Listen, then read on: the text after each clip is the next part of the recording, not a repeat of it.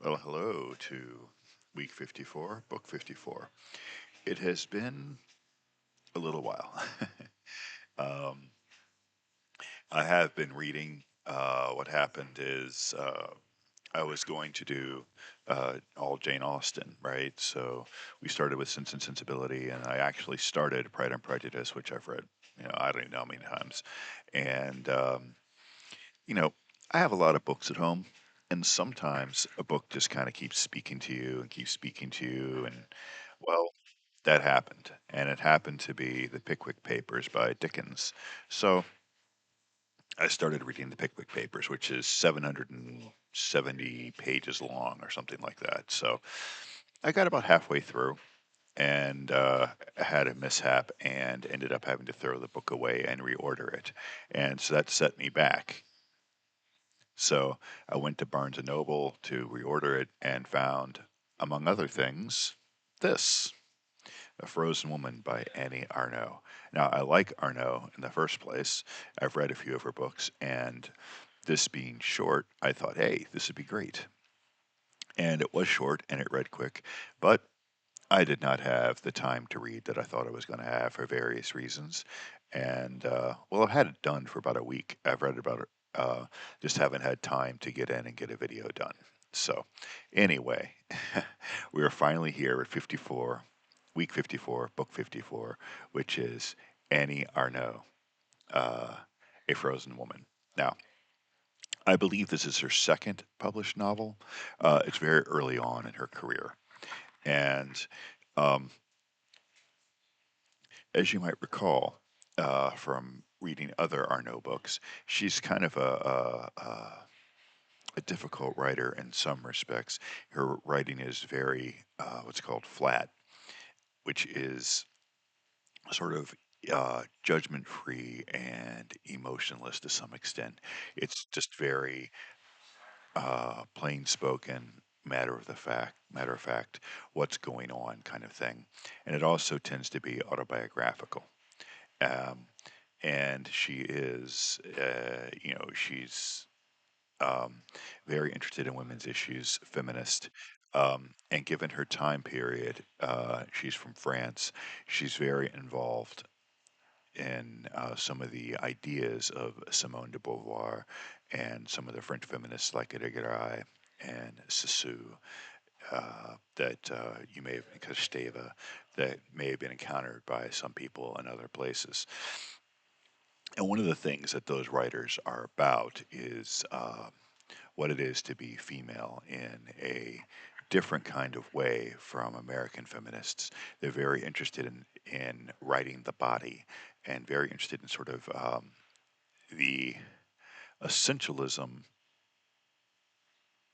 a partial essentialism of what it means to be a woman because of the biological anatomical structures that are different between men and women and how those biological factors lead to a certain kind of essentialism, but also a social construction of femininity and a social construction of gender, and even a social construction of sex. In Simone de Beauvoir's big book, The Second Sex, there is a passage that talks about one is not born a woman, one is made a woman. And there are various interpretations of what that means, but part of what that means um, is a human being does not come into the world with all of the cultural baggage and all of the social expectations of femininity placed on them, of womanhood placed on them, that those accrue over time. And so society makes you into a woman. Now, this has been an obvious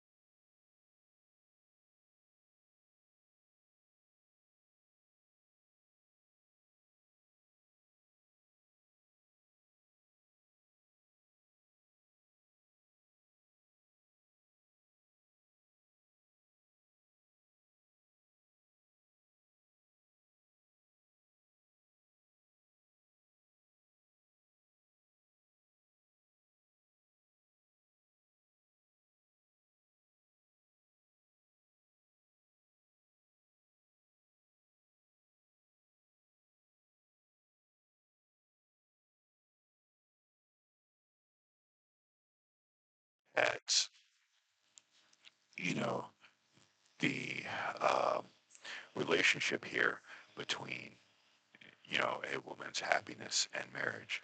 In Austin, there is this disconnect. The women are very focused on having a fulfilled life. They want a partner who is financially secure, yes, but they also want a partner who treats them well.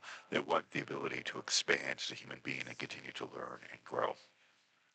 Now, Austin's period is very different because women in this period could not own property outside of a man, and when they got married, all their property became their husband's. So women with independent property were more valuable than women without property. And this particular class that Austin is writing about, this low gentry, they didn't want to uh, work because there was work available for women, not well-paid work, not well-respected work, but they could work as a maid, as a cook, as a laundress, as a nurse in various capacities. There were things that they could do to earn money, but this is a class that didn't want to earn money, and women couldn't really have a profession. They couldn't do anything mental. They couldn't be a lawyer or a doctor.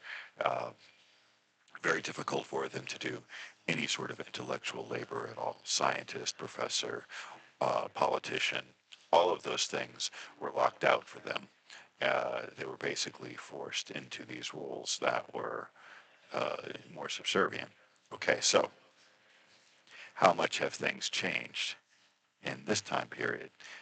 Uh, they've changed in the fact that those other professions are available, but they haven't changed in the sense that society is still pushing women towards these things.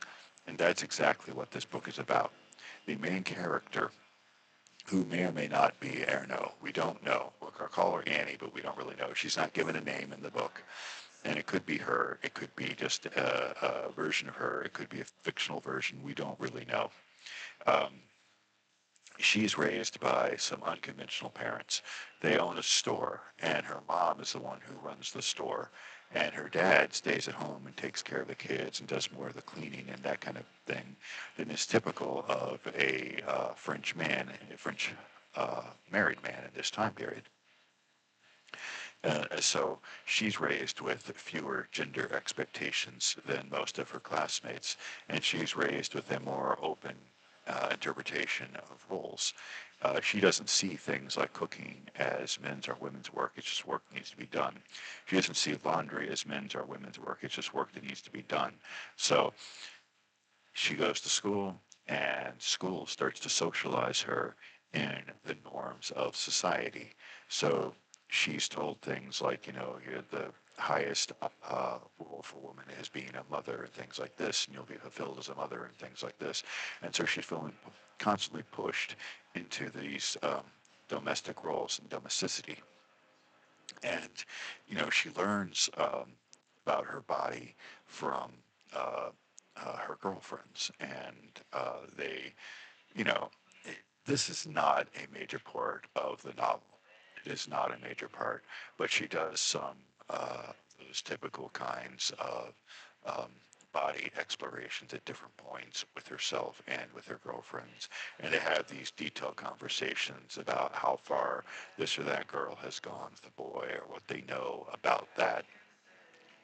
And boys are mostly pretty mysterious to them. They don't really understand them very well. Uh, and they talk about that, how they want a boy, but it's almost like they don't really know exactly why, because they're kind of pushed into that. Um, anyway, the main character, she starts off in the book about 10ish, something like that. And so she goes through, various aspects of puberty for a woman. She goes through getting her period. She goes through her body. Her mom for instance, she says this is one of the role things. Her mom never wears a bra, and so she wants to wear a bra because that's a sign of womanhood to her and being feminine, and she wants to be those things. At the same time, she doesn't want to be those things. She's kind of pulled and pushed between the two. So one of her girlfriends gives her a bra, and, so things like that. You know, and these are kind of those feminine rites of passage, and that's you'll find this also in Sassoon and that kind of thing. You'll find this in other kind of feminist writing as well. These kinds of markers of coming into womanhood, and these are the various markers about the body. That's this is one of the things that the French feminists are interested in, right? And this goes on, and eventually she does get a boyfriend and some experiences with those kind of things, and and then she marries a guy, and they have two kids, and intellectual life, which is the other side of the novel, is stunted because she's forced into these unpaid labors that women do. Cleaning, she's forced into childcare. At first, they start off very equal, like her parents were, but over time, the housework becomes more hers than his. Raising the kids becomes her job, not his. And this disconnect between the two is very critical to what the book is about. And okay, so what can we say about this? First of all, um, I would not necessarily take this book as the be all, end all be all. It's very similar to Betty Friedan's uh, Feminine Mystique, where Friedan talks about how domesticity is not the end all be all of women, that ultimately it can be very unfulfilling for a woman who doesn't want it. And that's what this book is about, too. It's about a woman who has aspirations beyond this. She wants to be a teacher. Well, in order to be a teacher, she's got to pass a test, which is called CAPES or CAPS, something like that. And in order to pass that, she's got to have time to study. Well, having kids, she has a hard time studying, and so she fails it the first time. Um, and so her husband becomes the primary provider. And she doesn't like this, but she studies and studies and studies and eventually manages to pass this test and wanted to be a teacher. But by that time, this goal is nothing that she wants anymore, really, in the sense of it's not fulfilling the way that she thought it might be, because it just becomes another aspect of her life that, the full the woman, with kids and a relationship and a job where she's just busy all the time. And this is one of the things she makes I think, a very good point about, and I've noticed this in my own life, is that women tend to be uh, busy, particularly mothers, particularly adult women. They have full schedules. There really isn't a time alone. And she talks about things like, how different it is for a man who comes home to a surprise meal prepared by somebody else, and the woman who has spent the last couple of hours over the stove or whatever, um, cooking this, that all the smells are in her hair, and she's nibbled and tasted along the way. There's no surprises for food. Yeah, okay, occasionally go out to eat and that kind of thing, but the vast majority of meals are eaten at home, and they're no surprise for her because she's made them, and just that different relationship to food. So all right, so I would say that this is a very, very interesting book. I have to say that it drags a little bit towards the end. It's not as tight at the end, I thought, as it was throughout. But she needs to include the end for to get to what she talks as a frozen woman, which is that's what she's becoming. The whole thing is a process of being frozen into this role of forced domesticity and femininity that society wants her to be. Okay, so I think that there's a bit of this that is semi-dated. I think that modern women um, have a percent more freedom than what she's talking about. And femininity is not as forced down a woman's throat as much as it is in this. However, with the rise of conservatives and the trad wife and those kind of things, maybe I'm speaking too soon. Maybe this is, I do agree that this is a very, very powerful force still in the lives of young women. So I think that that is still very, very relevant. But perhaps there's a percentage more freedom for women than this book depicts. But I think that still young women can learn an awful lot about it from that point of view, from this book, and see that some of the struggles and some of the fears and some of the ideas that they wrestle with, they're not alone. That other people, other women also go through these things. And I think for men, this is very much an eye opener in terms of some of the things that women go through. I mean, at one point she talks about dating, and she talks about how she would meet up with a boy, and a boy would talk about all the things he was interested in, and never ask anything what she was interested in. He'd be like, "Yeah, come watch me play baseball, or come do this with me, or come," and it would never occur to the boy that perhaps she had things that she would do too, that she might want him to be involved in some aspect of her life other than the other way around. And just things like that. And uh, and her point of view on kind of the sweet talking kind of guy, and the ways in which guys manipulate women and talk about owing them and things like this, or to get them into bed and this kind of thing. And I think that there's quite a bit of that here. Now, I will have to say that you might get the impression that this is all negative, and on a surface level, that seems to be the case. It seems like a very bitter anti-male point of view, but it's not.